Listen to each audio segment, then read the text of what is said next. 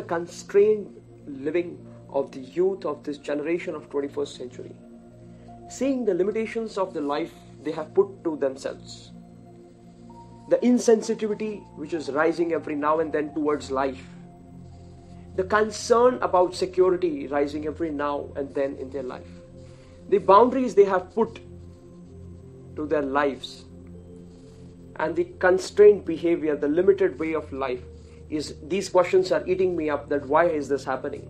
And they very easily putting this into the label or under the heading of being introvert is absolutely not true. This is a psychological game. This is the problem of the mindset and not the mind. This is damn reversible. This is absolutely controllable. This is absolutely convertible. This is absolutely which can bring about blossomful life, which can blossom up into ecstasy, which can blossom into the elixir of life. And to understand this, I would like to share a short story, and the analogy of which will explain you all and it will reflect you all. A few hundred years ago, there was a king who was a very famous one and a rich royal guy, a regal guy. And suddenly there came upon a question into his mind about his security. Suddenly he became conscious about his security. And so he decided to build a very strong, a very safe palace for him. So he built up a palace in front of his own present palace, and the walls of which were 10 feet thick. And it had just one door and one small garden in front of it. So definitely if you are living in a palace with 10 wall thick, no windows, nothing, and just one door, you'll often need to come outside for a fresh air to breathe in. So he started living there, and just that one door outside which he put up 200 soldiers, stout, strong bodybuilders, and with arms and ammunition in their hand. So 8-hour shift, that is 3 shifts in a day, so 600 such people. So if you see, very much strong and safe as per him, the palace was. One fine day, the king was moving in front of the garden which was in front of that one-doored palace, and suddenly a beggar came there and stood up there laughing, bursting out laughing. And if you are concerned about yourself, and when you are in your ego and you're about your security issues, and if someone comes and laughs at you, you go at the peak of anger, you get frustrated absolutely. And similarly, the king got angry, and he sent 2 of his men and said, ask him why that idiot is laughing at me. So the men came and asked the beggar, but the beggar was laughing out of his throats, beyond the limitations of being conscious. And he did not listen to the men of the king. Seeing that, the king became angry, and he himself came to that beggar and asked, you idiot, why are you laughing at me? And the beggar did not still pay attention, and he was laughing at limitlessly. The king said, oh, are you going to tell me the reason, or shall we cut off your throat, a part of your head? We will separate it. And the beggar put up his hands together, said, oh king, don't do that. He said, I am a beggar. Oh king, I am a beggar. And I have an experience of coming together with so many people. Beggars are the biggest customers. I mean, they deal with many customers. Very busy people. They are the ones who have a lot of customers every day. So he said, oh king, I deal with so many customers every day, and I know how people are. You can't trust them. It is very difficult for a person to find a trusty guy in whom he can trust for life. Just one single person all his lifetime. And you got 600 such people in whom you can trust your life. You have put up the swords and arms and ammunition in their hand, and they are stout, and they can kill you any moment. If the enemy territory gives them a bribe, their loyalty can switch on any time. And you are believing in 600 such people. People otherwise cannot find even a single person whom they can trust in about life. You have 600 people, king, you are great. That is why I started laughing, he said. The king suddenly became into a lot of dilemma. Whether really these 600 people, the beggar further added, do you at least know the names of these? King said, no. Beggar said, you are believing for your life, in the people, the names of whom even you do not know. And the king really started thinking about it, and he put a big question marks on his face. And the king said, oh, beggar, what should I do then? And the beggar suddenly started advising and being as if he was the security secretariat of the king, and said, "Oh king, you do one thing. You go inside and ask them to seal the door. That single door which was there for the palace. Oh king, you go inside and ask them to seal this door." The king said, "Oh, okay." King started walking. Suddenly he turned back. King said to the beggar, "Oh, it will turn into my tomb." The beggar said, "What is it right now? What is it right now? You are living in a 10 feet thick walled palace which has just one door, not meeting with anyone. You have lost all the essence of life. You go inside, better turn into the complete tomb. Anyways, you are dying every day. Why die in installments?"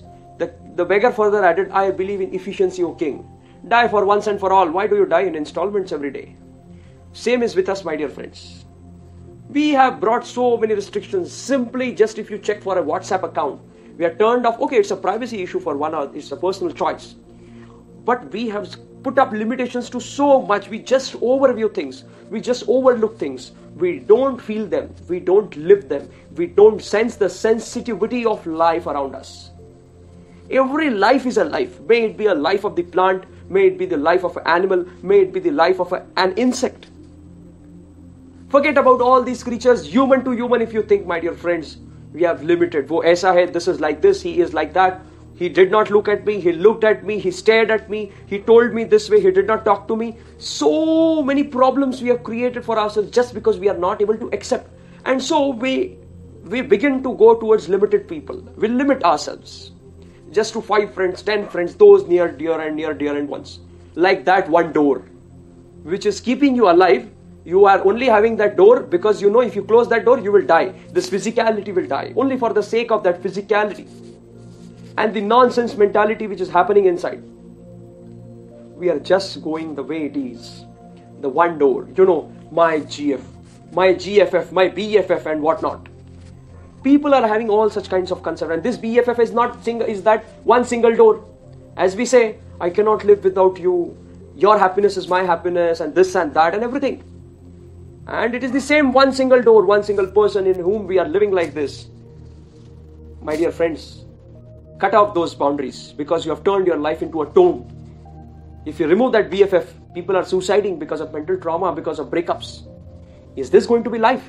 Just with the fear that we would meet with those nasty happenings, we are losing the essence of life. We are missing the greatest deal of being alive. My dear friends, remember, we can live life only when we explore. It's damn sure that when we explore, we will come across those nasty people and situations. But only if we do come and face those nasty situations and people, we will live life. Otherwise not. My dear friends, we need to understand this. We need to explore, accept, and be responsible for every damn happening around us. If it is good, we are responsible. We should take the credit. If it is bad, we are responsible. We should take the charge of that bad incidents what has happened. We just blame. We just blame. Mala त्याच्यामुळे राग आला. I am angry because of that man. I am dismoved because of this fellow. If you are happy, you say I am happy because of me. Then why to blame about this to others? Why to limit it? Why to limit the responsibility, my dear friends? If it is success, you take it. If it is failure, you give it to others. Why? If it is success, it's yours. You are responsible. If it's failure, even then it is yours. Just accept it. Being responsible does not mean, oh, if you're responsible for some happening, you will be hung to death. It's not about that, my dear friends. It's simply being responsible means the ability to respond to a situation. For example, if you are passing across a road, and someone is dying at the roadside, he's the unknown person to you, a stranger to you, but the person is dying. If you are being responsible to the death of the person, it means what? You have the ability to respond to the situation. Being responsible means you have the ability to respond to the situation, that if the person is dying, I can do something for him. This ability to respond is nothing but being responsible for his death. My dear friends, if you are a doctor, you will run to him, try to save him. If you are not, you will get one. If you cannot get a doctor, at least you will call for an ambulance. If nothing is available, at least you will give water to the person. If that is not possible, at least you will hold the hand in the hand of the person and try to allow the person die peacefully. My dear friends, this is very, very important, being responsible. Because we have lost sensitivity towards life. Because we have started just blaming people. Because of all these, we have lost the sense of life, the livingness of life. My dear friends, it's utterly irresponsible that we break those walls. We explore life. Otherwise, we are dying every day in installments. We are dying every day in installments. Just that one door, just that one person. This is all nasty. We are everything, everything is us. We are responsible for everything and we have the ability to respond for everything. Even if someone is dying 14 miles away from you and if you come to know, you can at least be responsible saying that, oh, I have the ability to respond to the situation and say that if I would have come to know, if I was there, I would have tried and attempted to change the situation. That is why be responsible, that is ability to respond, which will enhance the sensitivity towards life, which will make you explore through life, and you will come across all those nasty situations and people through which you are going to sense life, live life to the fullest. My dear friends, I feel a lot embarrassed when I see such kind of limited people, blocked ones. So enhance, explore, and live the life to its fullest. Thank you.